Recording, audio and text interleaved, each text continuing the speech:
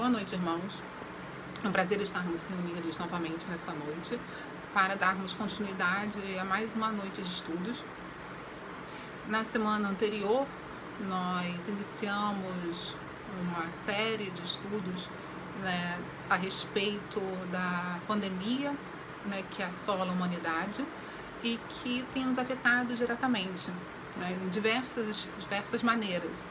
A princípio, nós estamos seguindo, da Sala Chico Xavier, estamos seguindo a recomendação da Organização Mundial de Saúde, dos órgãos oficiais, a respeito da manutenção do isolamento social, por compreendermos o quão importante é nós pensarmos no bem-estar do outro, da nossa família, de nós mesmos, trabalhando não só a obediência o que a ciência tem nos indicado como ideal, como também solidariedade e fraternidade neste momento. Vamos iniciar com a nossa prece e posteriormente passaremos a análise do capítulo do livro Mensageiros, o capítulo 40, Rumo ao Campo. Vamos elevar os nossos pensamentos a Deus, à espiritualidade amiga, pedindo que nos acompanhe no estudo desta noite, nos orientando, nos alertando, permitindo que as palavras contidas no seu Evangelho, Senhor, nas palavras dos seus emissários, como André Luiz e Chico Xavier, estejam aqui diretamente relacionados com nossa conduta, que consigamos transformar, Senhor, de acordo com teus ensinamentos, a nossa mentalidade, o nosso posicionamento, as nossas atitudes, os nossos sentimentos, para que possamos sempre agir de acordo com tuas obras e teus ensinamentos. Graças a Deus. Bem, como falei anteriormente, nós hoje estaremos estudando o capítulo 40 do livro Mensageiros, que é uma obra de André Luiz, psicografada por Chico Xavier. Ela é a segunda obra de uma série chamada Vida no Mundo Espiritual, na qual André Luiz ele descreve, como ele é conhecido como o repórter da vida espiritual, por ser extremamente detalhista, em suas obras em relação às situações, às ações, às estruturas referentes ao mundo espiritual. Ele recebeu essa alcunha, de repórter do mundo espiritual. Apesar de sua última encarnação ele ter sido um médico, ele foi gentilmente apelidado, como repórter da vida espiritual, por nos oferecer preciosas informações para que compreendamos a vida no mundo espiritual. Então, essa obra Mensageiros, ela, como eu falei, é a segunda obra, e André Luiz, ele, diferente de Nosso Lar, onde ele conta a chegada deles em Nosso Lar, na colônia de Nosso Lar, e como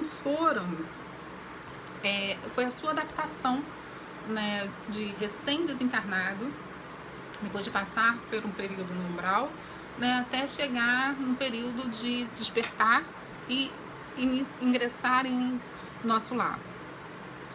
No livro Os Mensageiros, eu vou fazer mais rápida mesmo, sinopse do livro, para nós não nos estendermos demais, porque, assim, para quem ainda não leu, super recomendo, a leitura da obra completa. É uma leitura prazerosa, apesar de um pouco densa, pela riqueza de informações contidas nas linhas escritas por André Luiz, mas é importante a gente conhecer, a dinâmica de funcionamento do mundo espiritual. E isso André Luiz faz de uma maneira muito didática, muito elucidativa e muito envolvente também, uma leitura muito prazerosa. Então, o que trata especificamente o livro Os Mensageiros? Ele fala sobre, eu vou falar um pouquinho aqui, que eu fiz um resumo do livro e do capítulo, então eu tenho uma colinha aqui comigo, então de vez em quando eu vou dar uma olhadinha aqui na cola. Então, Essa obra trata sobre a renovação de André Luiz e o desejo sincero de trabalhar em benefício ao próximo. André Luiz ele trabalhava inicialmente nas câmaras e posteriormente ele sente, né, esse desejo de fazer mais, né, a partir do momento que ele consegue se desprender, né, das suas emoções carnais, dos seus vínculos mais próximos com o plano carnal. Então, à medida que André Luiz ele vem se desvencilhando da sua esfera carnal e compreendendo, né, e despertando em si um desejo sincero de auxiliar o próximo, ele tem o interesse de auxiliar o trabalho de outras maneiras, né? Então, nesse livro, ele acaba, ao ingressar nessa nova atividade, ele acaba indicando a existência de colônias intermediárias, da forma que se opera o trabalho dos mensageiros, né, que são os trabalhadores espirituais, que saem do plano espiritual, que saem de nosso lar, que saem das colônias para assessorar, para auxiliar o homem encarnado nas suas tarefas do dia a dia, na sua melhoria, na sua transformação, né? Então ele apresenta essas transformações de uma maneira muito contundente, né? Indicando que não só existem os departamentos que nós vemos dentro do André Luiz, o Ministério da Comunicação, os diversos ministérios que existem dentro de nosso lar. Ele fala sobre o Centro de Mensageiros, que faz parte desse Ministério da Comunicação, bem como ele fala sobre oficinas e centros, né, que estão situados entre nosso lar e a crosta terrestre, bem como, né, alguns localizados diretamente no nosso plano, na Terra, né? Então, ele fala isso em capítulos anteriores, de uma forma bem minuciosa, né? Então, a gente pode perceber que essa obra é dividida em 3 partes. Né? O primeiro trecho, que vai do capítulo 1 ao 13, né? E ele vai contar com diversos testemunhos de médiuns que partiram de nosso lar para auxiliar com tarefas específicas os homens na Terra, né? Já os homens encarnados. Então, os espíritos desencarnados saíram de nosso lar com a missão específica de auxiliar determinado grupo, determinadas pessoas, e vem contando como essas pessoas fracassaram, não tiveram sucesso, né? Eu acho que o termo fracasso é um pouco pesado, mas vai contar um pouco de como essas pessoas não tiveram sucesso na execução das suas tarefas que foram inicialmente orientadas a desenvolver, né? Então, do capítulo 1 ao 13, ele apresenta essas descrições e o quanto que elas são elucidativas para ele, quanto que ele aprende com essas transcrições. Cada transcrição dessa, cada depoimento desse, André Luiz, ele tira uma lição de aprendizado, né? Então, ele não está só contando como foi a história, ele está tentando compreender de que forma que essas pessoas deixaram de cumprir as suas tarefas e fazer uma reflexão a partir disso, o que auxilia ele a se entender melhor, a entender melhor o limite do outro, que as pessoas são falíveis, mas que também a misericórdia divina, ela é constante. E sempre temos uma nova oportunidade, não só de auxiliar o próximo, mas como de nos transformarmos, né? Então, eu acho que ele trata disso nesses 13 primeiros capítulos do livro. Já do capítulo 14 ao 32, ele vai falar de outro aspecto, não só da relação dos mensageiros, né, que são esses espíritos enviados ao trabalho na crosta terrestre, aqui no plano terrestre, mas também como são feitos esses atendimentos, né? Então, ele vai descrever, né, de que forma que que os espíritos eles vão prestar apoio aos encarnados. Por fim, vem a terceira parte, né, do livro, da obra, que é a parte do capítulo 33 até o final da obra, onde ele conta a sua trajetória após esse período que ele passou no centro de mensageiros. Então, assim, ele está contando, ele passou por um período onde ele saiu de nosso lar e partiu para as oficinas, para os centros de acolhimento, em que ele teve a oportunidade de estagiar, né, de aprender, né, com os atendimentos, com o contato com outros espíritos que estavam há mais tempo nesse trabalho como mensageiros, né? Então ele teve essa oportunidade de aprender a desenvolver não as suas habilidades, né, que ele vem mostrando isso, como que ele desenvolve habilidades de volitação, a percepção sensorial dele, como ele passa a enxergar novas coisas que ele não percebia antes, como ele passa a compreender as situações e a dinâmica de funcionamento de cada uma delas, né? Então é um momento de desenvolvimento tanto do seu desenvolvimento interior em relação às suas capacidades, quanto de compreensão de funcionamento desse sistema, até ele chegar definitivamente ao trabalho efetivo que ele vai executar mais à frente. Mas, então, do que trata especificamente o capítulo 40, Rumo ao Campo?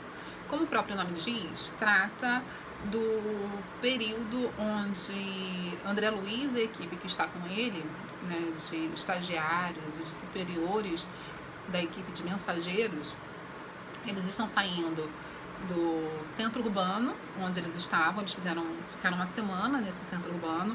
Então conta a trajetória deles até o campo onde eles iriam desenvolver uma tarefa, né? E por que esse capítulo, entre todos da obra Mensageiros, ele foi escolhido para nós trabalharmos de uma forma mais detida essa noite? É que nesse capítulo ele vai chamar atenção para certos aspectos que se assemelham muito com o momento que nós estamos vivendo.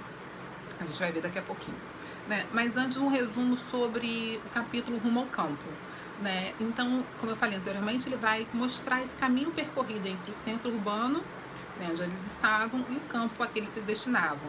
E vai mostrar, né, uma série de fatos interessantes, que à medida que a gente for comentando, à medida que vocês leram, vocês vão encontrar muitas semelhanças com o que nós estamos vivendo. Ele fala, antes de mais nada, sobre a importância do repouso. O período que ele estava estudando, o período que ele estava estagiando nas oficinas, no centro dos mensageiros, eles desgastaram muita energia, apesar do intenso aprendizado, eles também desgastaram muita energia, né, até dada ao estado de evolução moral, intelectual e da própria mediunidade de André Luiz e do seu companheiro, né, no caso estagiário ali também, o quanto que isso demandou muito esforço dele, deixou muito cansado, e o quanto que o período de refazimento foi importante, né? Então a gente deve ter, né, ficar atento sobre essa necessidade do descanso que André Luiz nos chama a atenção. Então ele chama a atenção para essa necessidade do repouso, bem como a importância da fé como forma de elevação e antídoto contra as contaminações astrais que permeiam a crosta terrestre sob a forma de bactérias que flutuam obedecendo princípios de afinidade. Eu colei esse trechinho aqui que eu acabei descrevendo do livro, né? Então ele fala sobre tanta informação que acaba tendo nesse trecho. Ele fala sobre o quanto que nesse trajeto eles perceberam uma nuvens de bactérias que estavam flutuando, principalmente nos centros urbanos, nos grandes edifícios, nas maiores aglomerações, né? Então eles percebiam a existência dessas nuvens, que elas se moviam obedecendo os princípios de afinidade, né?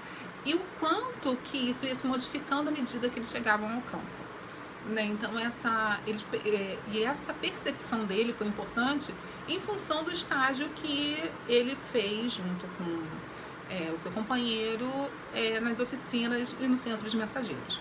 Então, em primeiro lugar, ele, de uma forma geral, ele fala sobre essa existência dessas nuvens e da percepção dessas energias que estão totalmente relacionadas com os princípios de afinidade. Agora eu gostaria de pontuar, né, eram 6 itens que eu considerei importante para nós iniciarmos o debate. Mais para frente, se vocês considerarem os itens que vocês considerarem adequados, os trechos que vocês considerarem adequados, eu gostaria de ouvir também, né? Nós todos gostaríamos de ouvir o que vocês têm a pontuar a respeito das colocações de André Luiz. Então, a gente vai enumerar, a princípio, esses 6 pontos, né? O primeiro deles, né, foi o desenvolvimento das faculdades volitantes e de percepção após o estágio no posto de socorro de Campo de Paz. Está bem no comecinho do capítulo, né? Bem na página 206, no primeiro parágrafo. Ele fala sobre justamente esse desenvolvimento dessa capacidade após o estágio que ele fez no posto de socorro do Campo de Paz. Então, o quanto que é importante o estudo. André Luiz, né, através dos seus superiores, ele vem colocando para a gente o seguinte: o estudo é importante. Não só basta a minha boa vontade, eu preciso compreender o processo, eu preciso entender o funcionamento, eu preciso me entender. Então, a necessidade dessa compreensão desse processo para que se possa agir. Porque as percepções dele se transformaram a partir das experiências que ele adquiriu anteriormente, né? Então, foi importante ele ter desenvolvido todo esse período de estágio até chegar efetivamente na execução da tarefa, para que ele pudesse não só aproveitar para si, mas para que ele fosse ajudar, né? Então, essa compreensão dessa necessidade de conhecimento, né, daquilo que seria desenvolvido e da forma, dos processos que seriam desenvolvidos, né? Um segundo ponto a ser destacado são as nuvens de bactérias variadas que obedecem a princípios de afinidade. E ele vai completar com o terceiro item, que é a existência de zonas de matéria mental inferiores, expelidas por certa classe de pessoas, que vão configurar grandes núcleos acinzentados ou completamente obscuros. Mais uma vez, falando sobre a forma que isso se dá em termos de afinidade, né? Então, assim, à medida que existem alguns lugares que são completamente acinzentados, que eles conseguem perceber, né, essas nuvens acinzentadas que eles chamam de tanto das bactérias, né, que são os elementos mais físicos, mas eles falam de matéria mental inferior. Então aqui ele já vem discriminando tanto o aspecto físico quanto o aspecto mental, né? Então ele já discrimina um pouco isso sobre a existência dessa dupla ação de bactérias quanto de zona de matéria mental inferior, né? Então, e ele é muito claro, né, quando diz aqui de onde se origina essa matéria mental inferior. O que nos leva diretamente ao quarto ponto, né, que são as 2 formas de um homem ser atingido por essas bactérias, por essa matéria. Quais são elas? A primeira delas são bactérias destruidoras em forma física. E a segunda são as formas, está relacionada às formas que as sombras elas vão ameaçar o nosso equilíbrio emocional. Então, olha que interessante. Ele vem falando sobre não só a existência de bactérias, a existência de organismos materiais que podem desequilibrar, que podem trazer algum tipo de prejuízo bem como ele fala sobre essa forma que pode ameaçar o equilíbrio mental do indivíduo. Então, nós podemos identificar duas formas de um homem ser atingido: de forma física e de uma forma que ameace o seu equilíbrio mental. Olha as palavras utilizadas, são formas de ameaçar o equilíbrio mental. E isso é fundamental. Vamos guardar essas informações na nossa memória para mais um tempinho aqui à frente. Né? Então, nesse sentido, né, quando a gente pensa em que as bactérias, né, podem destruir a forma física e que pode haver um desequilíbrio mental, a gente vai compreendendo, e André Luiz deixa isso claro, né, na obra, que a mente enferma, vou dar uma coladinha aqui de novo. A mente enferma vai produzir larvas mentais, assim como o corpo doente produz bactérias. Olha que interessante, né, essa observação de André Luiz. A nossa mente enferma, ela vai produzir larvas mentais, assim como o corpo doente produz bactérias. A gente sabe que o machucado ele produz bactérias, que a gripe ela multiplica os vírus, né? Então, assim, o corpo doente gera uma matéria que o adoece, não seja diretamente a causa da própria doença, mas outras, ou que possam gerar outras doenças. Ele está dizendo que uma mente enferma também pode produzir larvas que vão infectar. Larvas, ele fala sobre essa condensação dessa atividade negativa, né? Então ele vai estar condensando, ele vai estar produzindo o que ele chamou de larvas mentais, né? Então ele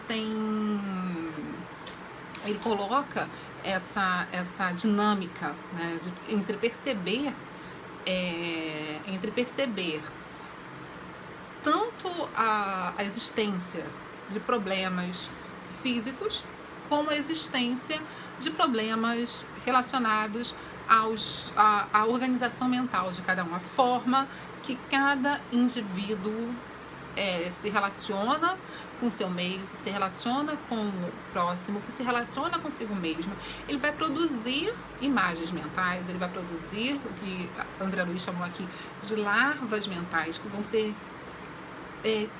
ordens de prejuízo que foram percebidas, né, pela espiritualidade. Elas são percebidas pela espiritualidade. Algumas pessoas podem falar das energias de cada um, podem falar, mas essas vibrações, esses pensamentos negativos, esses pensamentos de doença, eles vão se plasmando e formando, né, eu vou chamar novamente dessas larvas mentais que André Luiz colocou, além das próprias enfermidades físicas. Então, nesse sentido, nós vemos, né, essa dupla dinâmica física e mental. Agora, mais para frente, né, a gente vai trabalhar quais as formas de combater isso, né? E são pontuadas duas coisas fundamentais, né, que a gente, o tempo todo que a gente estuda a doutrina espírita, o tempo todo que a gente lê o Evangelho de Cristo, a gente fala constantemente sobre isso, que é a fé e a importância de orar e vigiar. André Luiz, no desenvolvimento desse capítulo, ele coloca a importância tanto da fé quanto de orar e vigiar. E por que ele fala sobre isso? Qual a importância de orar e vigiar? Quantas vezes nós ouvimos palestras, expositores, mensagens, né, sobre a importância de orar e vigiar? E é muito interessante perceber por que a oração vem junto com a vigília. Porque a oração precisa de vigília constante. Nós precisamos de vigília constante, né? E vamos vigiar o que e como, né? Nós vamos nos vigiar. A gente não está falando para tomar conta da vida do outro, fazer críticas ao outro, porque a gente sabe que o julgamento só cabe a Deus, né? Ele está falando sobre a todo instante nós devemos estar prestando atenção aos nossos sentimentos, aos nossos pensamentos e às nossas atitudes. A autoobservação é fundamental para a questão da vigília, né? Então, assim, pensar em todos os momentos da nossa vida, né? A gente tem que estar constantemente vigilante. A vigília, ela deve ser um passo fundamental da nossa vida. Eu vou repetir aqui mais uma vez a questão 909, né, sobre a importância do conhecimento de si mesmo, né? Santo Agostinho, no Livro dos Espíritos, tem uma ponderação maravilhosa sobre isso, né? A gente já, em outras ocasiões, já conversou sobre essa importância do conhecimento de si próprio, a forma em que devemos fazer isso, fazendo uma reflexão constante, diária, né, sobre as nossas atitudes no nosso dia a dia, né, e pontuar de que forma que cada ação nos afeta, né, todos esses sentimentos que vão drenando, né, as nossas energias e nos aproximando do nosso instinto inferior, né? Então, é somente através desse autoconhecimento que a gente pode colocar como essa auto-observação, né, para a gente conseguir prestar atenção nos nossos sentimentos, nos nossos pensamentos e nas nossas atitudes, que nós vamos conseguir identificar as nossas tendências, que somente o como está aí, né? Que somente com essa análise que nós fizermos sobre cada um desses tópicos, nós vamos conseguir identificar as nossas más tendências que vão nos aproximar desses instintos inferiores, que são justamente aquilo que a gente quer evitar, como o orgulho, o egoísmo, a mágoa, a vingança. Então, todos esses sentimentos que nos aproximam dos instintos inferiores, nós vamos conseguir perceber e combater se nós fizermos essa auto-observação, esse autoconhecimento, para que nós possamos policiar e educar, né, os nossos pensamentos, as nossas ações e os nossos sentimentos. Nossos pensamentos, nossos sentimentos e as nossas atitudes devem ser constantemente policiados.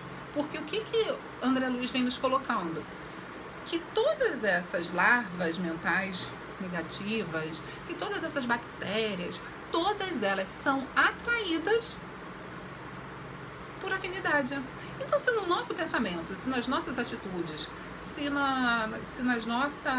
os nossos sentimentos, eles estão voltados para a inferioridade, nós vamos ter companhia da inferioridade, né? Então, daí vem a importância da vigília, o importante do vigiar, né?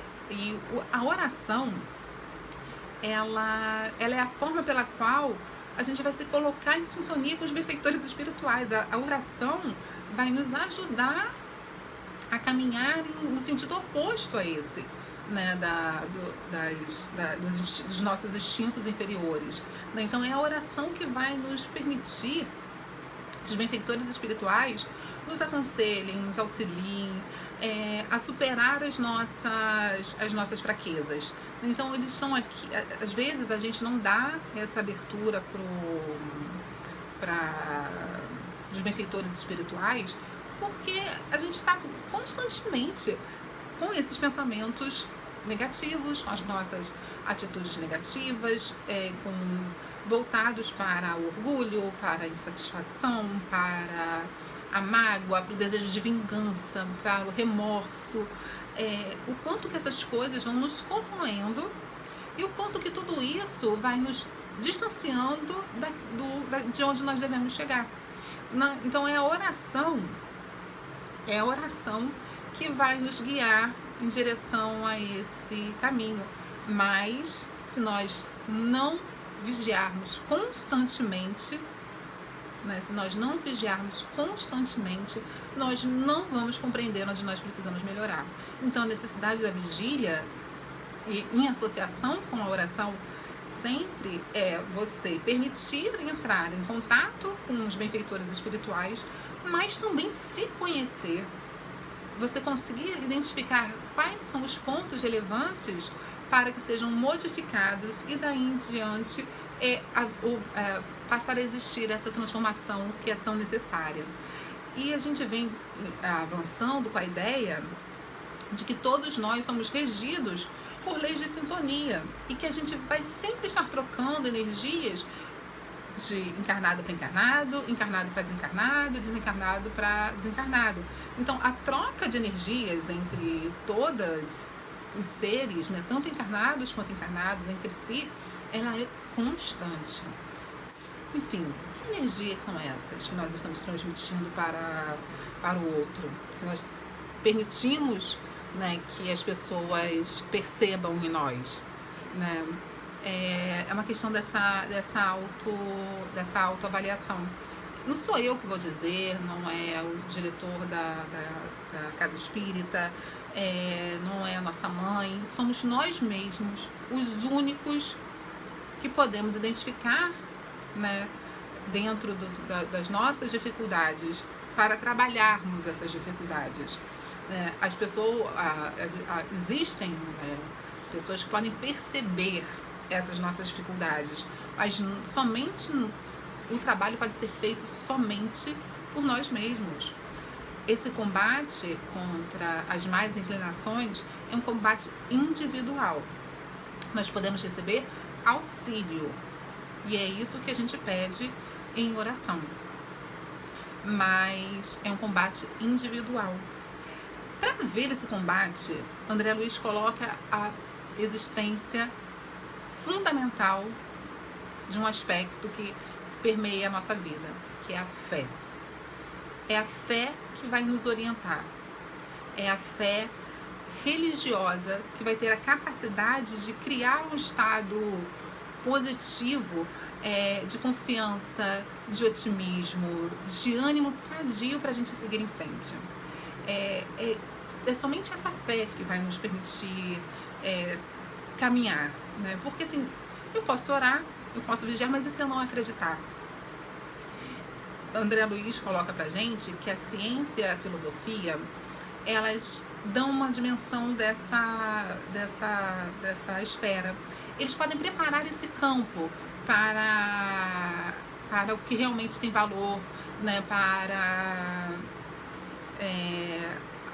as questões que transcendem, né, um indivíduo, mas é somente a fé que vai nos deixar preparados e nos dar o suporte e as condições necessárias para que a oração e a vigília sejam operantes em nossa vida.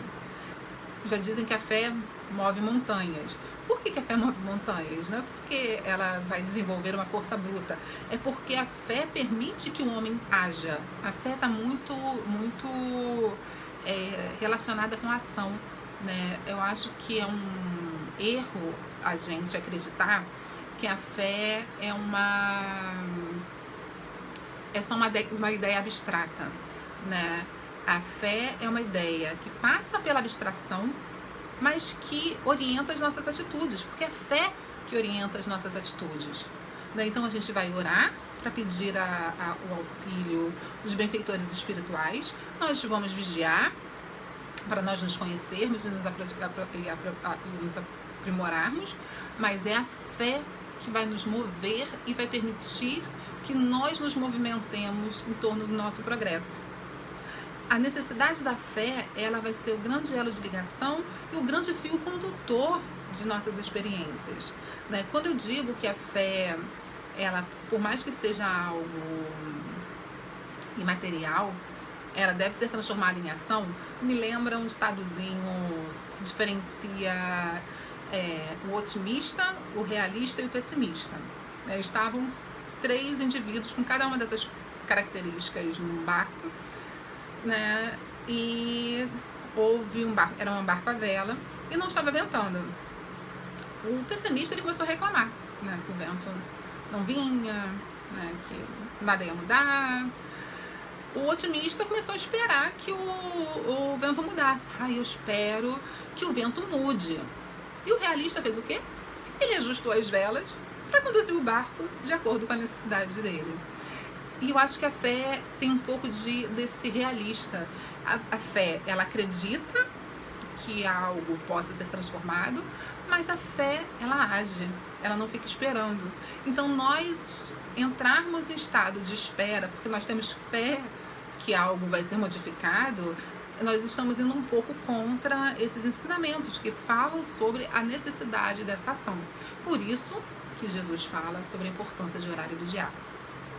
E agora a gente vai tentar entender, nessa última parte do nosso estudo, qual a relação entre esse capítulo Rumo ao Campo, né, e o estudo que nós fizemos na semana anterior sobre a epidemia na Ilha Maurício, em que nós associamos com os itens do Evangelho, do Livro dos Espíritos, sobre os flagelos destruidores. Então, qual a relação de um capítulo chamado Rumo ao Campo, em que André Luiz ele nos apresenta os perigos físicos e os perigos espirituais que nos rondam constantemente, com o capítulo que fala sobre que nós estudamos na semana anterior, né, lá da Revista Espírita, que fala sobre a epidemia na Ilha Maurícia e como os flagelos destruidores têm a função de transformar a humanidade.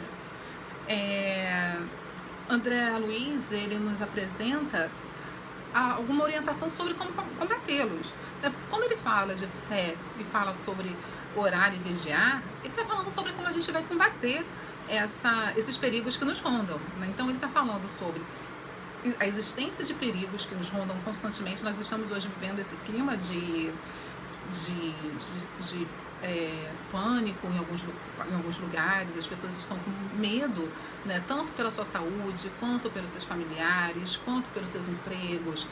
É um momento em que a instabilidade e a incerteza do que nos espera, ela gera essa insegurança que podem gerar uma série de outros sentimentos não tão positivos, né?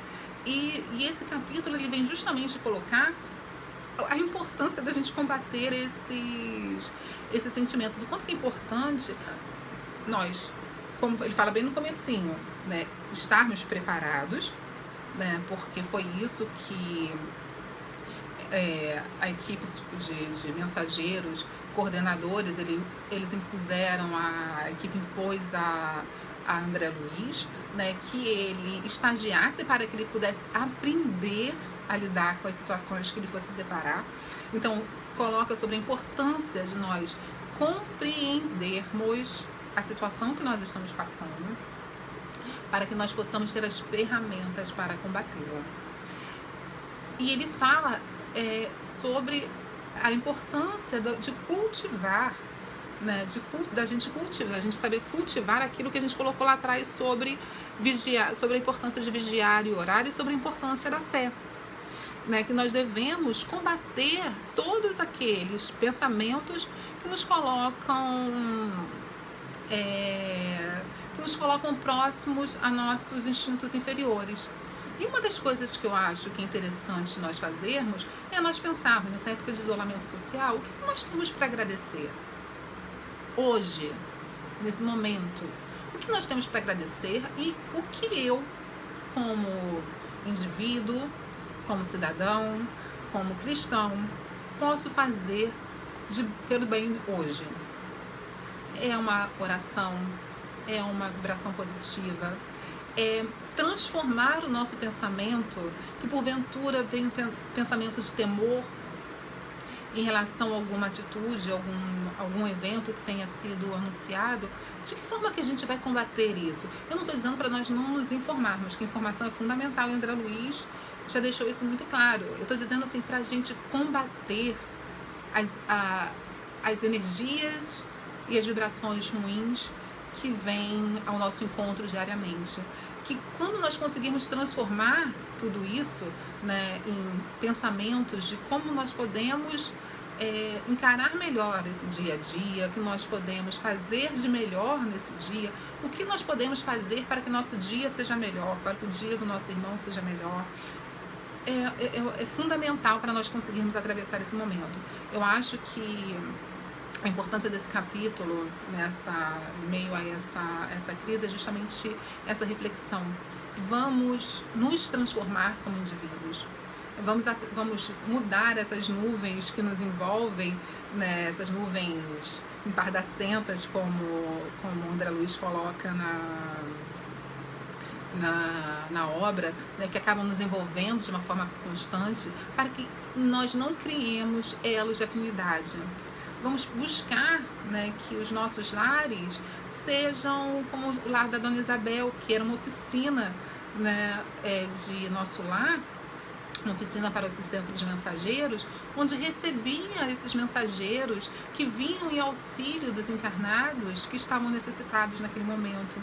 Que nós consigamos, cada um de nós, nos desafiarmos, né, e conseguirmos transformar o nosso lar em uma oficina, né, que permita a chegada de espíritos superiores, que tenha a intenção de auxiliar o próximo. Quanto que nós já não vamos estar mudando? Vamos estar cada um fazendo a nossa parte e permitindo, né, que essas energias, que essas energias e que essas sombras, né, que acabam ameaçando o nosso equilíbrio mental, elas se dissipem. O quanto nós não vamos estar mudando? E quando nós mudamos dentro da nossa casa, nós estamos promovendo a mudança no nosso lar, né, e auxiliando a mudança no nosso plano, né, que sejamos nós a mudança que nós queremos no próximo.